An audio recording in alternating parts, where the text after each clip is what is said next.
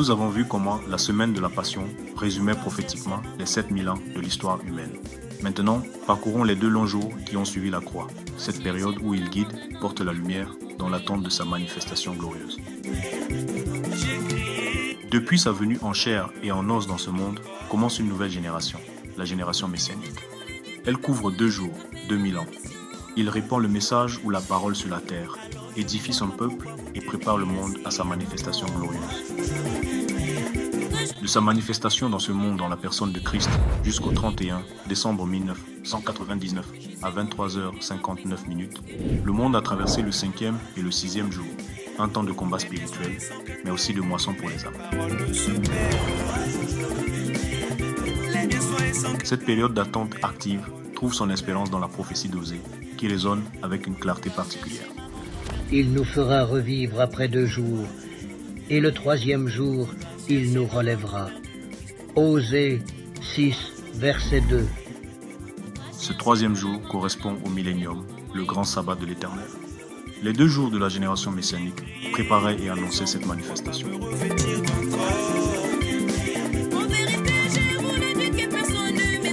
Et nous y sommes. Le 3e jour avait commencé. Nous ne sommes plus dans l'attente du retour, mais nous sommes dans la réalisation.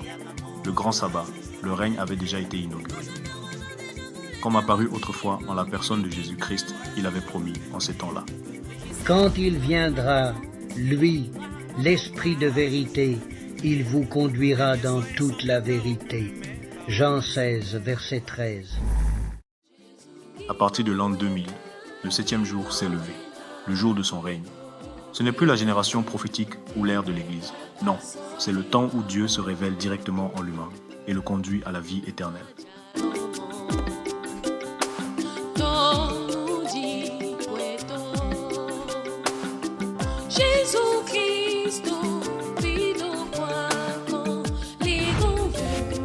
Depuis le 1er janvier de l'année 2000 à 00h00, l'humanité est entrée dans le 7e jour, le grand sabbat de Dieu.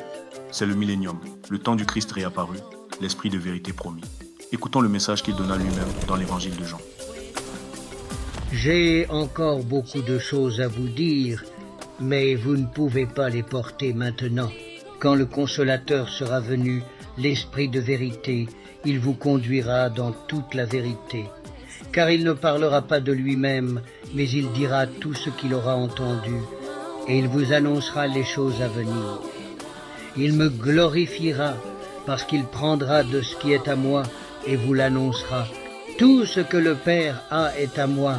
C'est pourquoi j'ai dit qu'il prend de ce qui est à moi, et qu'il vous l'annoncera. Jean 16, au verset 12 à 15. Ce « il » désigne le Christ lui-même, revenu non comme un symbole ou un simple esprit, mais une personne pleinement vivante, réelle et charnelle, accomplissant sa propre parole. Je ne vous laisserai pas orphelin, je viendrai à vous. Jean 14, verset 18. L'esprit de vérité, véritablement homme, véritablement Dieu, Guy-Émile Foy Sitikwabo. Descendant de la tribu de Juda, Moshikaronga, est la manifestation renouvelée de Dieu sur terre, ou disons plutôt dans notre monde. Ce « il » désigne Dieu dans sa forme réelle, bien que, dans la plénitude de sa gloire divine rayonnante, nous ne puissions le percevoir avec nos yeux charnels. Le sceptre ne s'éloignera pas de Juda, ni le bâton de commandement d'entre ses pieds, jusqu'à ce que vienne le Shiloh et que les peuples lui obéissent. Genèse 49, au verset 10 à 11. Et le livre de l'Apocalypse 12, 5 confirme la vérité. Or elle mit au monde un fils, un enfant mâle, celui qui sera le berger de toutes les nations, les conduisant avec un sceptre de fer. L'enfant fut enlevé jusqu'auprès de Dieu et de son trône. Ainsi, celui qui vient d'en haut est au-dessus de tous. Celui qui est de la terre est terrestre, et il parle de façon terrestre. Celui qui vient du ciel est au-dessus de tous. Il témoigne de ce qu'il a vu et entendu, et personne ne reçoit son témoignage. Mais celui qui reçoit son témoignage certifie par là que Dieu est vrai. Jean 3, au verset 31 à 33.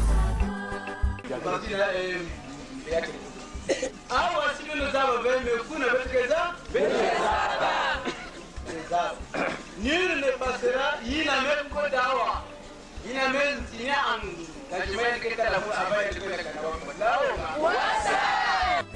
L'esprit de vérité est l'entité divine, aussi palpable, réelle et puissante, dans une unité divine parfaite, comme il est écrit. Tout ce que le Père a est à moi. C'est pourquoi j'ai dit qu'il prend de ce qui est à moi et qu'il vous l'annoncera. Jean 16, verset 15. C'est la manifestation même des 4 êtres vivants. Voici d'autres paroles très pertinentes. En vérité, je vous le dis, avant qu'Abraham fût, je suis. Jean 8, verset 58. Et dans Jean 11, au verset 20 et 1 à 26, Marthe dit à Jésus, « Seigneur, si tu avais été ici, mon frère ne serait pas mort. Mais maintenant encore, je le sais, tout ce que tu demanderas à Dieu, Dieu te l'accordera. » Jésus lui dit, « Ton frère ressuscitera. » Marthe reprit, « Je sais qu'il ressuscitera à la résurrection au dernier jour. » Jésus lui dit, « Moi, je suis la résurrection et la vie. Celui qui croit en moi, même s'il meurt, vivra. Quiconque vit et croit en moi ne mourra jamais. » Crois-tu cela? Ces déclarations, il les fait lorsqu'il apparaît en la personne de Jésus. Là déjà, il révélait sa nature divine et éternelle, en parfaite union, ce que les anciens appelaient en leur temps le Père. Et aujourd'hui, ce même Dieu s'est révélé au nom de l'Esprit de vérité. Il est venu en ce temps pour nous conduire à la vie éternelle. Il est passé de lieu en lieu, faisant du bien et guérissant des malades de toutes sortes. L'Esprit de vérité ne se contente pas de transmettre des fragments de vérité. Il est la vérité car il guide vers la compréhension complète. Il révèle progressivement ce que les disciples n'étaient pas encore prêts à recevoir, montrant ainsi que les vérités divines sont accessibles à ceux qui sont ouverts à sa voix.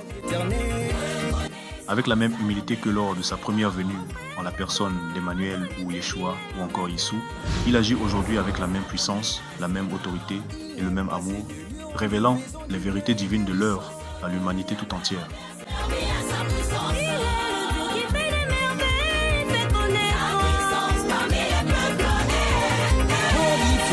Notre Dieu pour son amour immense.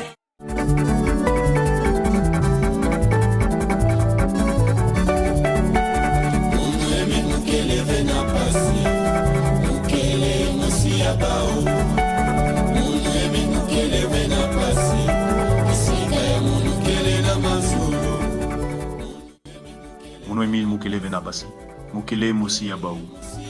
Moi, Émile, je n'ai pas de soucis lorsque ce jour arrivera, je suis l'un d'entre eux. Cette espérance s'enracine dans une vision céleste capitale, celle de l'agneau glorifié. L'apôtre Jean, en pleine vision, était désemparé, car personne ne pouvait ouvrir le livre scellé. Mais l'un des anciens le réconforte. Ne pleure pas. Voilà qu'il a remporté la victoire, le lion de la tribu de Juda, le rejeton de David. Il ouvrira le livre aux 7 sceaux. Et j'ai vu, entre le trône, les 4 vivants et les anciens, un agneau debout comme égorgé. Ses cornes étaient au nombre de 7, ainsi que ses yeux, qui sont les 7 esprits de Dieu envoyés sur toute la terre. Il s'avança et prit le livre dans la main droite de celui qui siégeait sur le trône. Quand l'agneau eut pris le livre, les 4 vivants et les 24 anciens se jetèrent à ses pieds. Ils tenaient chacun une cithare et des coupes d'or pleines de parfums qui sont les prières des saints. Apocalypse 5, 5 à 8. Au milieu de la gloire resplendissante du trône céleste, là où les cœurs des anges murmurent des louanges éternelles, Jean voit quelque chose qui le frappe au plus profond de son âme. Un homme se tient debout, vivant, et pourtant son apparence porte la marque d'un sacrifice cruel. Il semblait avoir été égorgé. Apocalypse 5, verset 6. La blessure est encore là, comme une cicatrice ouverte, un rappel silencieux de la souffrance endurée. Mais malgré cela, il est debout, plein de vie, comme si la mort n'avait pu le retenir. C'est une vision qui bouleverse l'âme, car comment un agneau, symbole d'innocence et de fragilité, peut-il à la fois porter les stigmates de la mort et se tenir avec une telle majesté? Et ce mystère s'approfondit. Cet agneau n'est pas ordinaire. Il avait 7 cornes.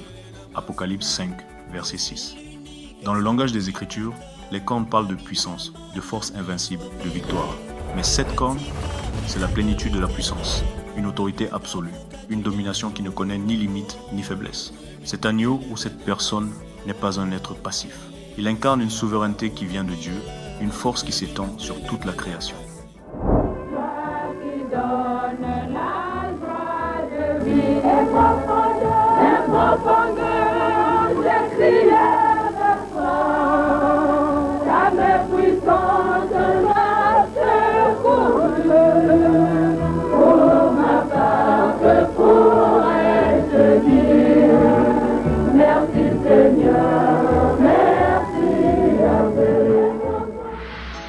Puis, il y a ces 7 yeux, les 7 esprits de Dieu envoyés par toute la terre.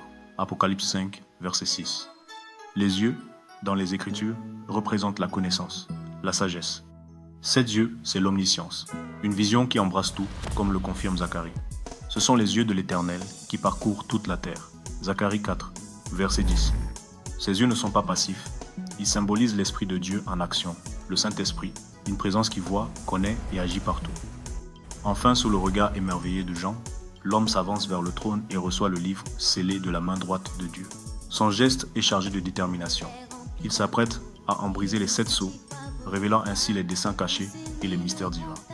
En lui se conjugue la puissance, la connaissance et l'autorité, faisant de cet agneau, plutôt de cette personne, une figure centrale et unique dans le plan divin.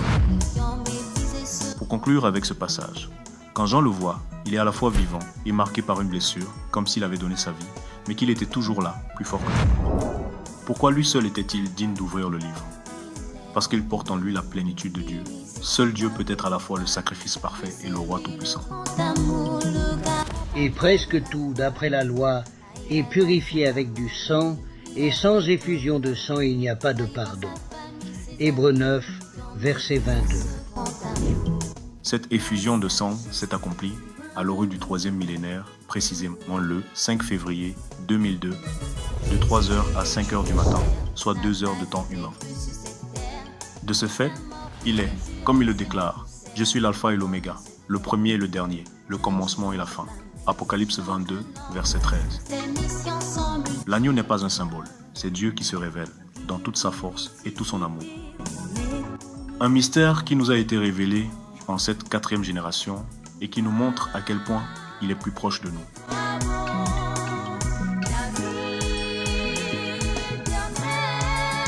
Comment être sûr que cette interprétation du temps humain est la bonne? Dieu a placé dans les Écritures un signe messianique majeur, une préfiguration de sa gloire à venir, la transfiguration. La transfiguration est l'une des clés du mystère du temps. L'Évangile de Matthieu nous rapporte. 6 jours après, Jésus prit avec lui Pierre, Jacques et Jean, et il fut transfiguré devant eux. Matthieu 17, au verset 1 à 2. Cette mention précise des 6 jours n'est pas un hasard. Elle annonce messianiquement que la gloire du royaume se manifestera pleinement le 6e jour, c'est-à-dire 6000 ans d'histoire humaine. L'apôtre Pierre, témoin oculaire, confirme avoir vu cette gloire de ses propres yeux. Nous avons vu sa majesté de nos propres yeux. 2 Pierre 1, versets 6 à 18. Et aujourd'hui, après ces 6000 ans accomplis, il se présente au monde avec son royaume et sa 2e nation. Cette réalité accomplit les prophéties.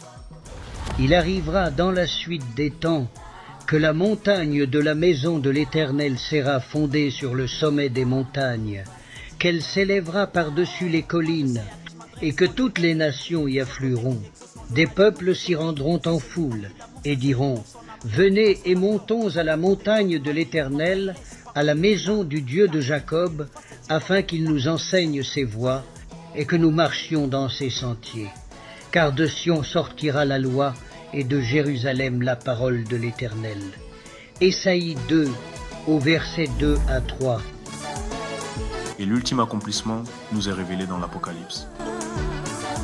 Puis je vis un nouveau ciel et une nouvelle terre, car le premier ciel et la première terre avaient disparu, et la mer n'était plus.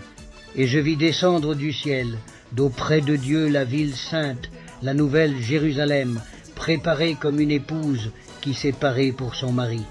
Apocalypse 20 et 1, au verset 1 à 2. Cela s'est accompli le 20 mai 1992 à Kibosi, gare CFCO, au Mont Karikari, de 20h à 3h du matin, soit 7 heures de temps humain. La nouvelle Jérusalem céleste est descendue du ciel, d'auprès de Dieu. Disons simplement, s'est manifestée au monde. Nous avons déjà fait une vidéo là-dessus.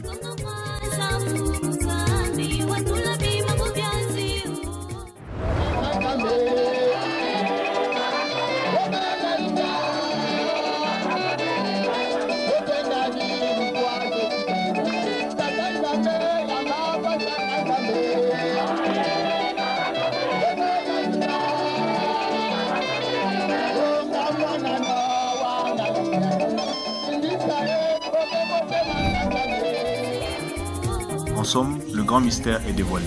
L'histoire humaine tout entière est une grande semaine divine. 4 jours de préparation jusqu'à sa première venue, 2 jours de témoignage et d'attente durant la génération messianique et 1 jour de règne, accomplissant ainsi son plan pour le salut de l'humanité. Voici, je me tiens à la porte et je frappe. Si quelqu'un entend ma voix et ouvre la porte, j'entrerai chez lui. Apocalypse 3, verset 20. Aujourd'hui, le Christ est l'esprit de vérité. L'esprit de vérité est Guy-Émile Loufoua Setikwabo, le grand maître de l'OPH. Loufoua Setikwabo, qui signifie dans l'une des langues Congo, la mort arrête-toi là. Là où la mort n'est plus, se trouve la vie éternelle. Et l'éternité ne peut être donnée que par celui qui est éternel, Dieu. Le 3e millénaire est en marche. Le royaume de Dieu s'est manifesté dans ce monde depuis le 20 mai 1992 et comme cela avait été annoncé dès le commencement. L'appel résonne toujours, une invitation personnelle pour chacun.